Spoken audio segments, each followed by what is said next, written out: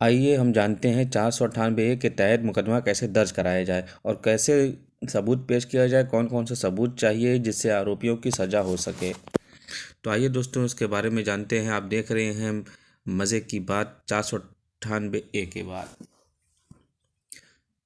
भारतीय दंड संहिता 1860 की धारा 498 ए एक पत्नी के अधिकारों को सुरक्षित करती है। यह धारा पति और उसके रिश्तेदारों को एक महिला के प्रति क्रूरता करने से रोकती है। भारतीय महिलाओं के लिए ससुराल एक पिंजरे के रूप में परिवर्तित हो गया है, जहां यह मानने जाने लगा है कि एक महिला चारों ओर से शत्रुओं के बीच है।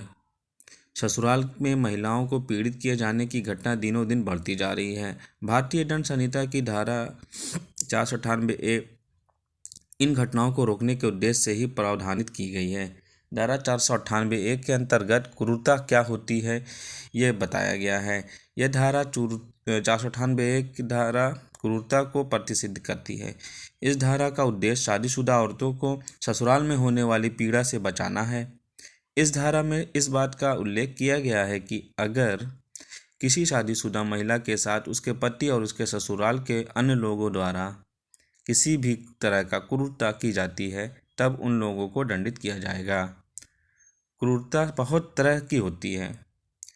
किसी एक भी चीज़ को हम क्रूरता नहीं मान सकते हैं। यह माना जा सकता है कि क्रूरता एक समूह है जिसकी बहुत सारी शाखाएं हैं। भारत के उच्चतम न्यायालय ने अपने अनेक प्रकरणों में क्रूरता को अलग अलग तरह से परिभाषित किया है।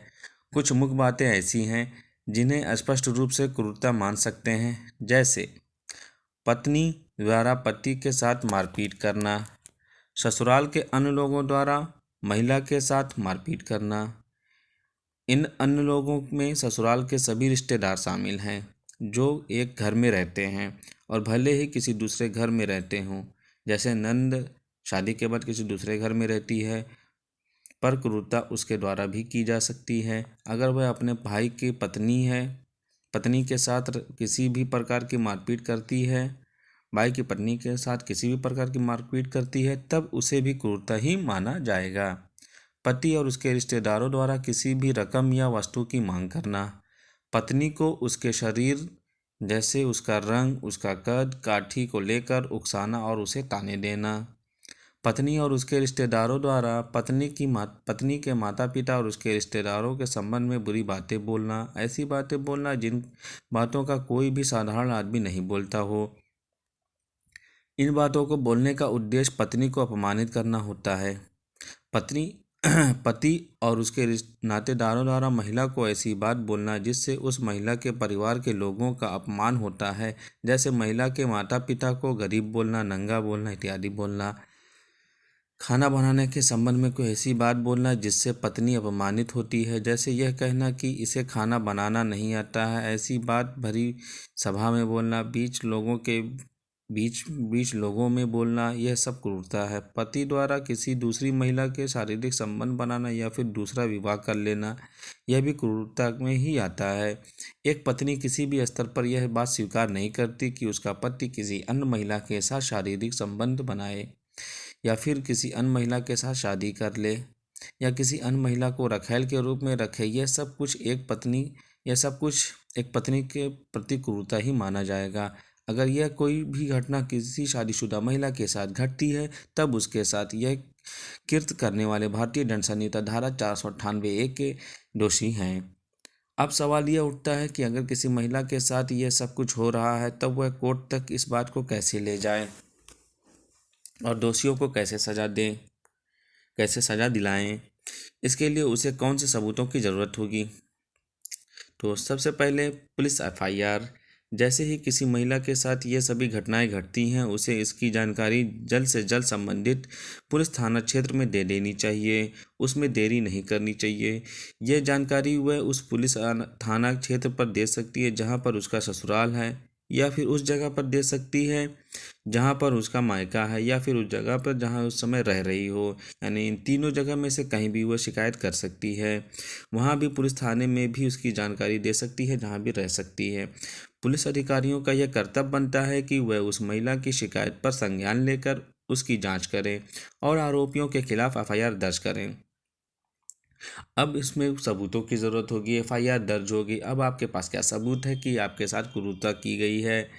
तो ऐसी घटनाओं के सबूत एकत्रित करना थोड़ा मुश्किल होता है।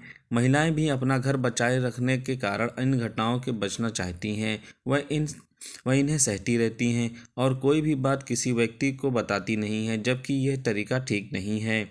अगर किसी महिला के साथ ये सभी घटनाएं हो रही हैं, तब उसे फ़ौरन इसकी जानकारी अपने आसपास के लोगों को देनी चाहिए। अपने माता पिता को तो देनी ही चाहिए, साथ ही उन लोगों को देनी चाहिए जो उसे उससे और उसके ससुराल के लोगों को जानते हैं।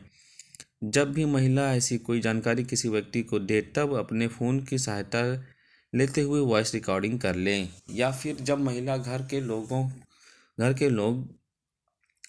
घर के लोग महिला के ससुराल के लोगों के साथ कोई वार्ता कर रहे हों जिसमें उसके साथ होने वाली क्रूरता के संबंध में बातें की जा रही हैं, उस वार्ता को वीडियो रिकॉर्डिंग कर लें।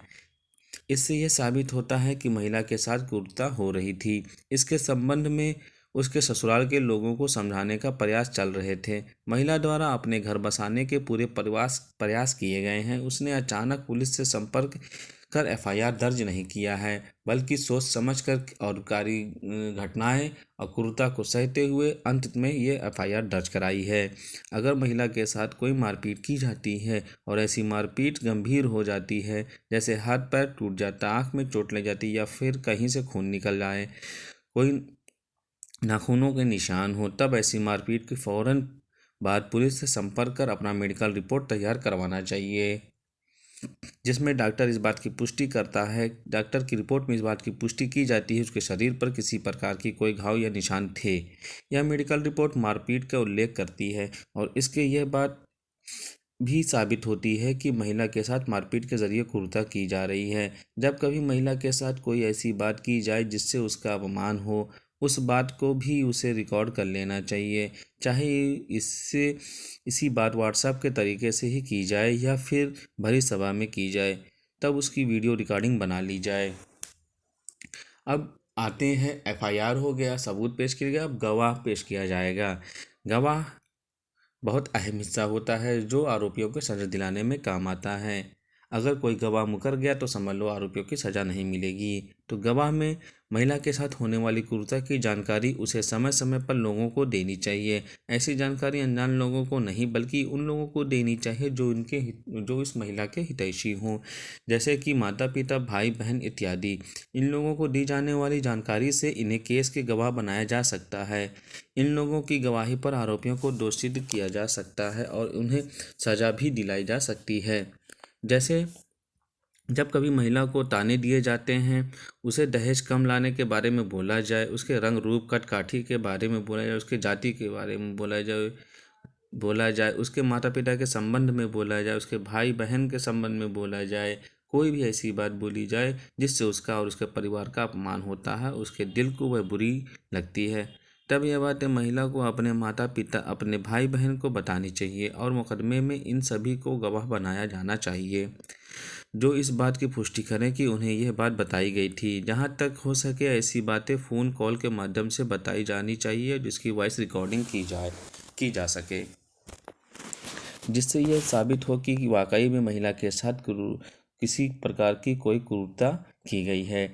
अगर महिला के साथ इन सभी बातों की पुष्टि गवाह पुलिस के समक्ष करते हैं और पुलिस के साथ अदालत में यह लोग वैसा ही बयान देते हैं जैसा बयान उन्होंने पुलिस को दिया है, तब आरोपियों को दोषी ठहराया जा सकता है, क्योंकि मामले में सबूत मिल जाते हैं। इस तरीके से कुछ मौखिक साक्षी और कुछ दस्तावेजी साक्ष्य के माध्यम से महिला के प्रति होने वाली क्रूरता को साबित किया जा सकता है। अगर ऐसी क्रूरता साबित हो जाती है, तब दोषियों को कम से कम 3 वर्ष तक का कारावास ही होता ही है। तो ये रही जानकारी महिला के प्रति क्रूरता के बारे में, जो आईपीसी धारा 498 के तहत सजा का प्रावधान बताया गया है। महिला को बहुत से ऐसे कानून है जिसमें उन्हें संरक्षण प्राप्त है, लेकिन ज़्यादातर महिलाएं ऐसे फर्जी केसेस बना देती हैं क्योंकि उनको वह पति उनके तालमेल बैठते नहीं हैं। तो आप इस वीडियो को लाइक करें, शेयर करें। धन्यवाद।